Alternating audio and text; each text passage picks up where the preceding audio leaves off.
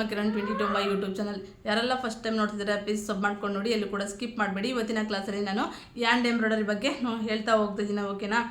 And embroidery ಅಂತ ಬಂದಾಗ ಇದರಲ್ಲಿ ಸುಮಾರು ಪಾಠಗಳಿರುತ್ತೆ. ಹಾಗೆಯೇ ಕೂಡ ನಿಮಗಾಗಿ ಒಂದು ನೋಟ್ಸ್ ಕೂಡ ನಾನು ಪ್ರಿಪೇರ್ ಮಾಡ್ಕೊಂಡು ಬಂದಿದ್ದೀನಿ. ನೋಟ್ಸ್ ಕೂಡ ಅವೈಲೇಬಲ್ ಇದೆ. ಹಾಗೆಯೇ ಈ ಥರ ನೋಟ್ಸ್ ಕೂಡ ನಿಮಗೆ ಕೊಡ್ತಾ ಹೋಗ್ತೀನಿ ಒಂದು ಕ್ಲಾಸಸ್ಸಲ್ಲಿ. ಯಾಂಡ್ ಎಂಬ್ರಾಯ್ಡರಿ ಕ್ಲಾಸಲ್ಲಿ ಒಂದು ಸೂಜಿ, ಒಂದು ನೀಡಲ್ಸಿಂದ ನಿಮ್ಮ ಬ್ಲೌಸ್ಗೆ ಡಿಸೈನ್ ಹಾಕೋ ತನಕ ನಾನು ಇದರಲ್ಲಿ ಹೇಳ್ತಾ ಹೋಗ್ತೀನಿ. ಒಂದು ನೀಡಲ್ಸ್ ಯೂಸ್ ಮಾಡಿಕೊಂಡು ನಿಮ್ಮ ಬ್ಲೌಸ್ಗೆ ಯಾವ ಥರ ಕ್ರೋಶ ಕಟ್ಟಿ ಹಿಡ್ಕೊಂಡು ಸ್ಟಿಚ್ ಮಾಡ್ತೀರಾ, ವರ್ಕ್ ಹಾಕ್ಕೊಳ್ತೀರಾ ಅನ್ನೋವರೆಗೂ ಕೂಡ ನಾನು ಹೇಳ್ತಾ ಹೋಗ್ತೀನಿ. ಹಾಗಾಗಿ ಹೇಳ್ತಾ ಇದ್ದೀನಿ, ಎಲ್ಲೂ ಕೂಡ ಸ್ಕಿಪ್ ಮಾಡಬೇಡಿ. ಎಲ್ಲ ಕೂಡ ನಾನು ಮಿಕ್ಸ್ ಮಾಡ್ತಾ ಇದ್ದೀನಿ ಅನ್ಕೋಬೇಡಿ. ಪ್ಲೇ ಸ್ಟೋರಲ್ಲಿ ಹೋಗ್ಬಿಟ್ಟು ಅಲ್ಲಿ ಹೋಗಿ ಸರ್ಚ್ ಮಾಡಿ, ನಾನು ಸಪ್ರೇಟಾಗಿ ಅಲ್ಲಿ ಸೇವ್ ಮಾಡಿರ್ತೀನಿ, ಓಕೆನಾ. ಯಾಂಡ್ ಎಂಬ್ರಾಯ್ಡರಿ ಬೇರೆ, ಮಿಷಿನ್ ಎಂಬ್ರಾಯ್ಡರಿ ಬೇರೆ, ಹಾಗೆ ಬ್ಲೌಸ್ ಸ್ಟಿಚಿಂಗ್ಗಳ ಬಗ್ಗೆ ಬೇರೆ ಬೇರೆ ಸಪ್ರೇಟ್ ವೀಡಿಯೋಸ್ ಮಾಡಿಬಿಟ್ಟು ಅಲ್ಲಿ ಸೇವ್ ಮಾಡಿರ್ತೀನಿ. ಹಾಗಾಗಿ ಹೇಳ್ತಿದ್ದೀನಿ, ಎಲ್ಲಿ ಕೂಡ ಸ್ಕಿಪ್ ಮಾಡಬೇಡಿ. ನಾನು ಅದೇ ರೀತಿ ನನ್ನ ಒಂದು ನಾನು ಸ್ಟಿಚಿಂಗ್ ಮಾಡಬೇಕಾದ್ರೆ ಯಾವ ಥರ ಕಲ್ತಿದ್ದೆ ಅಂತ ಹೇಳಿದ್ರೆ, ಈ ಥರ ಲೈನ್ಸ್ಗಳಿರುತ್ತೆ, ಸುಮಾರು ಸ್ಟಿಚಸ್ ನೇಮ್ಗಳಿರುತ್ತೆ. ಫಸ್ಟಿಗೆ running stitch, back stitch, stem stitch, ಈ ಥರ ಸುಮಾರು ಸ್ಟಿಚಸ್ ಇರುತ್ತೆ. ನಾನು ಒಂದೇ ಸರಿ ಕೂಡ ಎಲ್ಲ ಸ್ಟಿಚಸ್ ಬಗ್ಗೆ ಹೇಳಲ್ಲ. ಏನಕ್ಕಂದರೆ ಎಲ್ಲ ಸ್ಟಿಚಸ್ಸು ಒಂದು 5 ಸ್ಟಿಚಸ್ ಅಟ್ ಎ ಟೈಮ್ ಹೇಳಿದೆ ಅಂತ ಹೇಳಿದ್ರೆ, ಬಟ್ ಡಿಸೈನ್ ಹಾಕೋದು ಯಾವ ಥರ ಅಂತ ಕನ್ಫ್ಯೂಸ್ ಆಗ್ಬೋದು ನಿಮಗೆ. ಹಾಗಾಗಿ ಇವತ್ತು ಒಂದು ಸ್ಟಿಚ್, ರನ್ನಿಂಗ್ ಸ್ಟಿಚ್ ಇವತ್ತು ಹೇಳಿದ್ದೀನಿ ಅಂತ ಹೇಳಿದರೆ, ಬ್ಯಾಕ್ ಸ್ಟಿಚ್ಚು ನಾಳೆ ಹೇಳ್ತೀನಿ, ನಾಡಿದ್ದು ಸ್ಟೆಮ್ ಸ್ಟಿಚ್ ಹೇಳ್ತೀನಿ.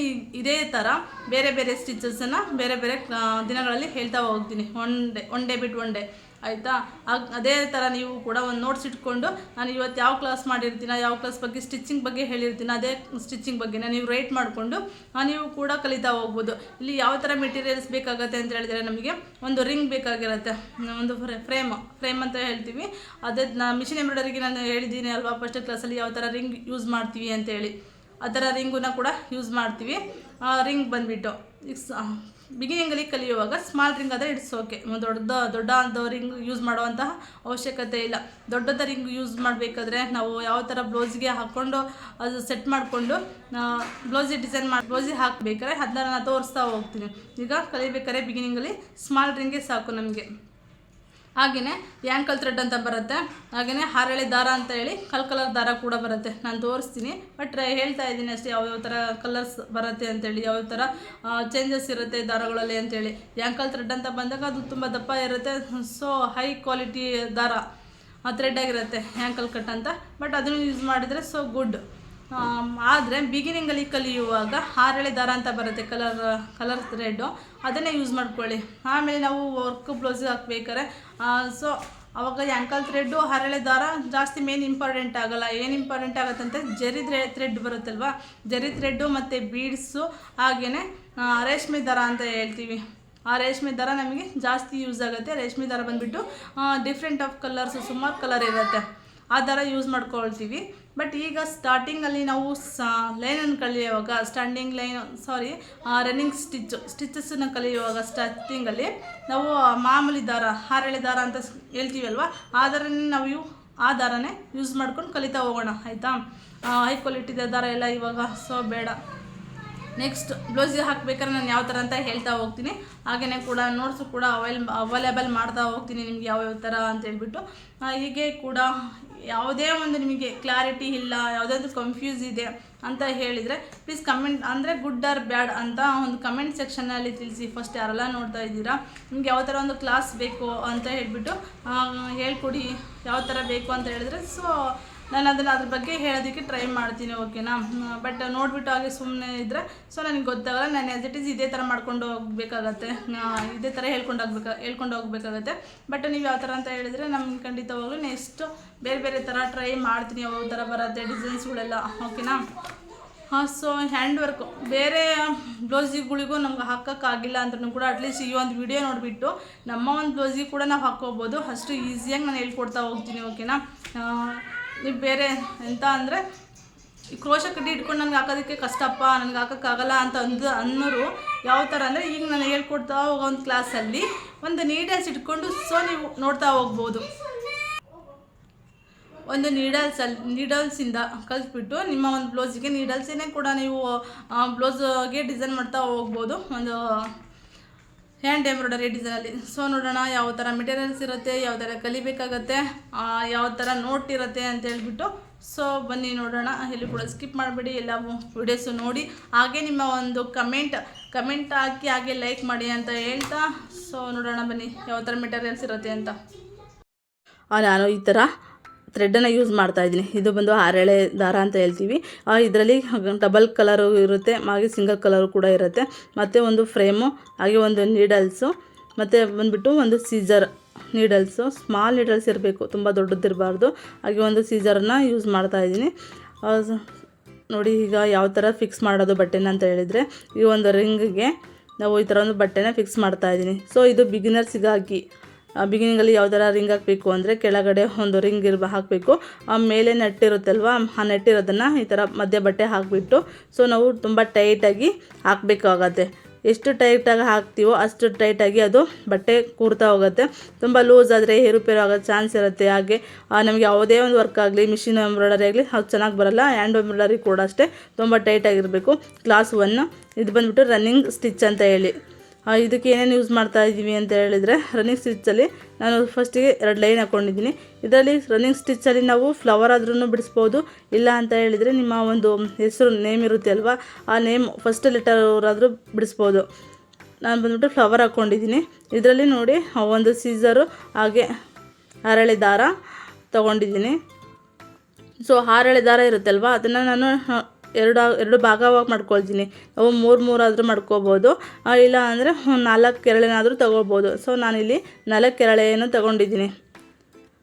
ತುಂಬ 6 ಎಳೆನೇ ತೊಗೊಂಡ್ರೆ ಏನಾಗುತ್ತೆ ಅಂದರೆ ತುಂಬ ದಪ್ಪ ಆಗಿ ಕಾಣಿಸುತ್ತೆ ಡಿಸೈನು. ಹಾಗಾಗಿ ನಾನು 6 ಎಳೆ ತೊಗೊಳ್ಳೋದಿಲ್ಲ, ಅದರಲ್ಲಿ 2 ಎಳೆ ಬಿಟ್ಬಿಟ್ಟು 4 ಎಳೆನ ತೊಗೊಳ್ತೀನಿ. ಹಾಗೆ ನೋಡಿ ಈ ಥರ ಸೂಜಿಗೆ ನಾವು ಹಾಕ್ಕೋಬೇಕು. ಅದು 6 ಎಳೆ ಇರುತ್ತೆ ಅಲ್ವಾ. ನೋಡಿ ಇವಾಗ ನಾನು 6 ಎಳೆ ದಾರವನ್ನು ತೊಗೊಂಡಿದ್ದೀನಿ. 6 ಎಳೆ ದಾರದಲ್ಲಿ 2 ಭಾಗ ಮಾಡ್ಕೊಂಡಿದ್ದೀನಿ, ಒಂದು 4 ಎಳೆ ತೊಗೊಂಡಿದ್ದೀನಿ ಅಷ್ಟೇ. ಈಗ ನೋಡ್ತಾ ಇರ್ಬೋದು, ಹಿಂದೆಯಿಂದ ನಾನು ನೀಡಲ್ಸ್ ತೊಗೊಳ್ತೀನಿ. ಆಮೇಲೆ ನಾವು ಹಿಂದೆಯಿಂದ ಮಾಡ್ತಾ ಹೋಗೋದು ಬೇಡ. ಯಾವ ಥರ ನೀಡಲ್ಸನ್ನು ನಾವು ಮುಂದೆಯಿಂದನೇ ಒಂದೇ ಸ್ಟೆಪ್ಪಲ್ಲಿ ಮೇಲೆ ಕೆಳಗೆ ಹಾಕ್ತಾ ಬಟ್ಟೆಗೆ ಸೂಜಿಯನ್ನು ಚುಚ್ಚುತ್ತಾ ಮೇಲೆ ತಗೋಬೋದು. ಈ ಥರ ಮಾಡ್ತಾ ಹೋದರೆ ಸೊ ನಮಗೆ ಎಂಥ ಡಿಸೈನು ಅಂದರೆ ರನ್ನಿಂಗ್ ಡಿಸೈನ್ ಬರ್ತಾ ಹೋಗುತ್ತೆ. ಇದು ಬಂದುಬಿಟ್ಟು ಬಿಗಿನರ್ಸಲ್ಲಿ ಸೊ ನಾವು ಕಲಿಯೋಂಥ ಒಂದು ಡಿಸೈನ್ ಆಗಿದೆ. ನೋಡಿ ಫಸ್ಟಿಗೆ ಬಟ್ಟೆ ಒಳಗೆ ಹಾಕಬೇಕು, ಮತ್ತು ಮೇಲೆ ತೊಗೊಂಡು ಹೀಗೆ ಮೇಲೆ ಕೆಳಗೆ ಸ್ವಲ್ಪ ಬಟ್ಟೆ ತೊಗೊಂಡು ನಾವು ಸ್ಟಿಚ್ ಮಾಡ್ತಾ ಹೋಗ್ಬೇಕಾಗತ್ತೆ. ಇದು ಬಂದುಬಿಟ್ಟು ರನ್ನಿಂಗ್ ಸ್ಟಿಚ್ ಅಂತ ಹೇಳ್ತೀವಿ ನಾವು. ಎಲ್ಲೂ ಕೂಡ ಸ್ಕಿಪ್ ಮಾಡಬೇಡಿ, ಫುಲ್ ನೋಡ್ತಾ ಇರ್ಬೋದು. ಈ ಥರ ನೀಡಲ್ಸನ್ನು ಹಿಂಗೆ ಮಾಡಿದ್ರೆ ಬೇಗನೆ ಫಿನಿಶಿಂಗ್ ಆಗುತ್ತೆ. ಫಿನಿಶಿಂಗ್ ಆಗುತ್ತೆ. ನೋಡಿ ಈಗ ಮೇಲೆ ಕೆಳಗೆ ತೊಗೊಂಡು ಸ್ವಲ್ಪ ಫಾಸ್ಟಾಗಿ ಮಾಡ್ತಾಯಿದ್ದೀನಿ. ಇವಾಗ ಸ್ವಲ್ಪ ಅಬ್ಸರ್ವ್ ಮಾಡಿ ನೋಡಿ, ಓಕೆನಾ. ಇದು ಬಂದುಬಿಟ್ಟು ರನ್ನಿಂಗ್ ಸ್ಟಿಚ್ಚು. ನೀವು ಕ್ಲಾಸಸ್ನ ನೋಟ್ಸ್ ರೈಟ್ ಮಾಡ್ಕೋಬೇಕು ಅಂತ ಹೇಳಿದ್ರೆ, ಸೊ ನಾನು ಮೇಲೆ ಕ್ಲಾಸ್ 1 ರನ್ನಿಂಗ್ ಸ್ಟಿಚ್ ಅಂತ ಹಾಕಿದ್ದೀನಿ ಅಲ್ವಾ, ಅದೇ ಥರ ಫಸ್ಟು ನೀವು ಒಂದು ಬುಕ್ಸಲ್ಲಿ ರೈಟ್ ಮಾಡ್ಕೊಳ್ಳಿ. ಇದು ಬಂದುಬಿಟ್ಟು ಫಸ್ಟ್ ಕ್ಲಾಸ್ ರನ್ನಿಂಗ್ ಸ್ಟಿಚ್ಚು ಅಂತ ಹೇಳಿ. ನನಗೆ ಅಲ್ಲಿ ಕಂಫರ್ಟಬಲ್ ಅನ್ನಿಸ್ಲಿಲ್ಲ. ನನಗೆ ಯಾವುದೇ ಒಂದು ಸ್ಟ್ಯಾಂಡ್ ಯೂಸ್ ಮಾಡ್ತಾ ಇಲ್ಲ, ಯಾಕೆಂದರೆ ಸ್ಮಾಲ್ ರಿಂಗಿಗೆ ಸ್ಟ್ಯಾಂಡ್ ಯೂಸ್ ಮಾಡಿದ್ರೆ ಸೊ ಅಷ್ಟೊಂದು ಅಗಲ ಆಗಲ್ಲ. ಸ್ಟ್ಯಾಂಡು ಸ್ವಲ್ಪ ದೊಡ್ಡದಾಗಿರುತ್ತೆ, ಇದು ಸ್ಮಾಲ್ ರಿಂಗು ಅಲ್ವಾ. ಹಾಗಾಗಿ ನಾವು ಇದನ್ನು ಫಸ್ಟ್ ಸ್ಟಾರ್ಟಿಂಗಿಗೆ ಕಲಿಬೇಕಾದ್ರೆ ಸ್ವಲ್ಪ ಕೈಯಲ್ಲಿ ಇಟ್ಕೊಂಡೆ ಕಲಿತಾ ಹೋಗ್ಬೋದು. ಹಾಗೇನು ಸ್ಟ್ಯಾಂಡನ್ನು ಯೂಸ್ ಮಾಡೋಂತಹ ಅವಶ್ಯಕತೆ ಇರೋಲ್ಲ. ಬಟ್ ನಿಮಗೆ ತೋರಿಸ್ಬೇಕಾದ್ರೆ ನನಗೆ ಕಂಫರ್ಟಬಲ್ ಅನ್ನಿಸ್ತಾ ಇಲ್ಲ. ಸೊ ಆದಷ್ಟು ನೋಡಿ ಈ ಥರ ಮೇಲೆ ಕೆಳಗೆ ಹಾಕ್ತಾ ದಾರ ಸ್ವಲ್ಪ ನೋಡ್ಕೊಂಡು ನಾವು ಸ್ಟಿಚ್ ಮಾಡ್ತಾ ಹೋಗ್ಬೇಕಾಗತ್ತೆ. ಈಗ ನೋಡಿ ನಾನೀಗ 2ನೇ ಲೈನನ್ನು ಲೈನನ್ನು ಹಾಕ್ತಾಯಿದ್ದೀನಿ. ಒಂದೇ ಲೈನ್ ಹಾಕಿದರೆ ಸಾಕು, ಬಟ್ ನಿಮಗೆ ತೋರಿಸ್ಬೇಕಲ್ವಾ, ಅದಕ್ಕಾಗಿ ನಾನು ಎರಡು ಲೈನನ್ನು ರನ್ನಿಂಗ್ ಸ್ಟಿಚ್ಚು ಮಾಡ್ತಾಯಿದ್ದೀನಿ. ಸೊ ನೋಡಿ ಈ ಥರ ನೀಡಲ್ಸಲ್ಲಿ ಹಾಕ್ಕೊಂಡು ನಾವು ಈ ಥರ ಮಾಡ್ತಾ ಹೋದರೆ running stitch as it is ಬರುತ್ತೆ. ನಾವು ಯಾವುದೇ ನೇಮ್ ಆಗಲಿ, ಹಾಗೆ ಫ್ಲವರ್ ಆಗಲಿ, ತುಂಬ ವೆರೈಟಿ ಫ್ಲವರ್ ಕೂಡ ನಾವು ಇದರಲ್ಲಿ ಬಿಡಿಸ್ತಾ ಹೋಗ್ಬೋದು. ಇದು ಬಂದುಬಿಟ್ಟು ರನ್ನಿಂಗ್ ಸ್ಟಿಚ್ ಫಸ್ಟ್ ಕ್ಲಾಸು, ಓಕೆನಾ. ಇದು ಬಂದುಬಿಟ್ಟು ನೆಕ್ಸ್ಟು ಈ ಥರ ಸ್ಟಿಚ್ಚೆಲ್ಲ ಕಲಿತ್ರೆ ನಮಗೆ ಬೀಡ್ಸ್ ಯಾವ ಥರ ಹಾಕೋದು,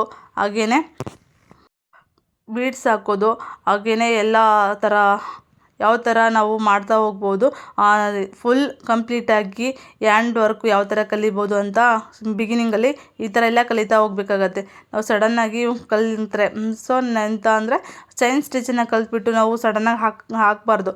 ಏಕೆಂದರೆ ಎಲ್ಲ ಸ್ಟಿಚ್ಚನ್ನು ಕೂಡ ನಮಗೆ ಗೊತ್ತಿರಬೇಕಾಗತ್ತೆ ಒಂದು ಹ್ಯಾಂಡ್ ಎಂಬ್ರಾಯ್ಡರಿಯಲ್ಲಿ. ಹಾಗಾಗಿ ಬಿಗಿನಿಂಗಿಂದಲೇ ಕಲಿಬೇಕಾಗತ್ತೆ. ಸೊ ನೋಡಿ ಈ ಥರ ಹಾಕ್ಬೋದು. ಈಗ ಕ್ಲಿಯರಾಗಿ ಸ್ವಲ್ಪ ಕಾಣಿಸ್ತಾ ಇದೆ ಅನಿಸುತ್ತೆ. ಇದು ಬಂದುಬಿಟ್ಟು ರನ್ನಿಂಗ್ ಸ್ಟಿಚ್ಚು ಈ ಥರ ಮಾಡ್ಕೊಂಡು ಹೋಗಬೇಕು. ಸೊ ನಾನು ಫ್ಲವರು ಕೂಡ ಮಾಡಿದ್ದೀನಿ.